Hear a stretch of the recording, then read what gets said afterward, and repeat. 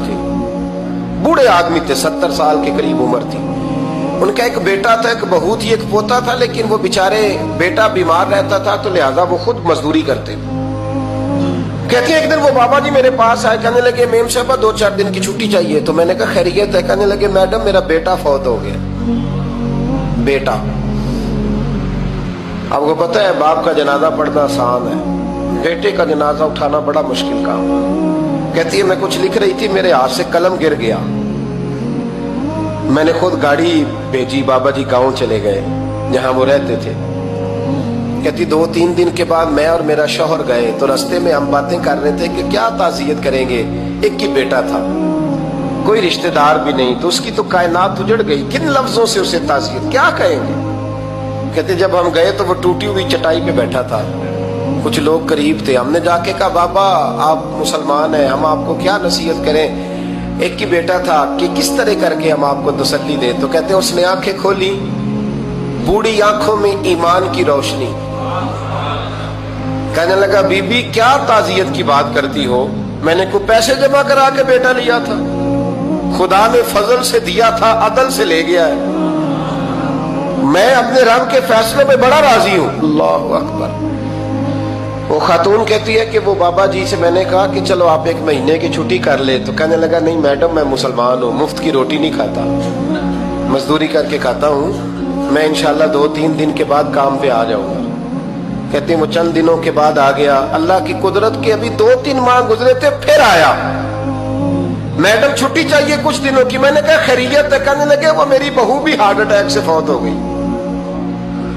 कहते अब मैं भी तड़प गई और ईसाई हो कि मेरी आंखों में आंसू आ गए. मैंने कहा घर का दरवाजा बंद हो गया, अब ये बेचारा क्या करेगा. वो अपने शौहर के गम में हार्ट अटैक से फौत हो गई. कहते हम फिर 2-3 दिन के बाद ताज़ियत के लिए गए, फिर टूटी हुई चटाई, बूढ़ा ना अपनी उंगलियों से जमीन पर कुछ बना रहा है.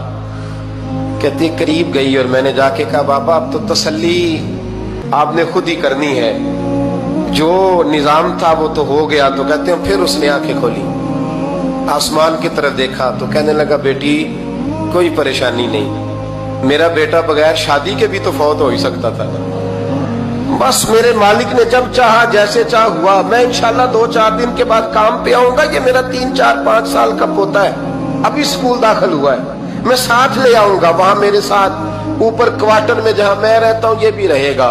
कभी कभी मैं देखती छत पे खड़े होके कि दादा घोड़ा बना हुआ है और पोता सवारी कर रहा है. वो सवेरे उठता, उसको स्कूल छोड़ के आता, शाम को लेके आता, प्यार करता, मोहब्बत करता.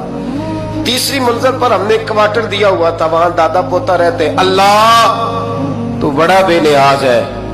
कहती है इकबाल एक दिन ना पोता ऊपर वाली मंजिल पे खेल रहा था, उसका पैर फिसला, वो गर्दन के बल जमीन पे गिरा. मुझे खबर हुई तो मैं दौड़ी, एम्बुलेंस मंगाई. खून से लिथड़े हुए उस बच्चे को दादे ने अपनी गोद में रखा. और जब हम अस्पताल की तरफ गए तो हॉस्पिटल बाद में आया, जनाबे इजराइल पहले आ गए और कहते हैं वो गोद में दम तोड़ गया. फिर दादे ने उसे अपने हाथों से गुस्ल दिया, फिर उसने अपने बूढ़े हाथों से कब्र खोदी और फिर मिट्टी डाल के कहने लगा इन्ना लिल्लाहि व इन्ना इलैहि राजिऊन. जे सोना ही मेरे दुख विच राजी, जे सोना ही मेरे दुख विच राजी. फिर सुख नु चुल्ले डावा. कहती वो मिट्टी डाली उसने और जब वो वापस पलटा तो मैं बाजू से थाम के होटल करीब लाई और मैंने उसके करीब कहा कि बाबा तू टूट गया है, तू बिखर गया है.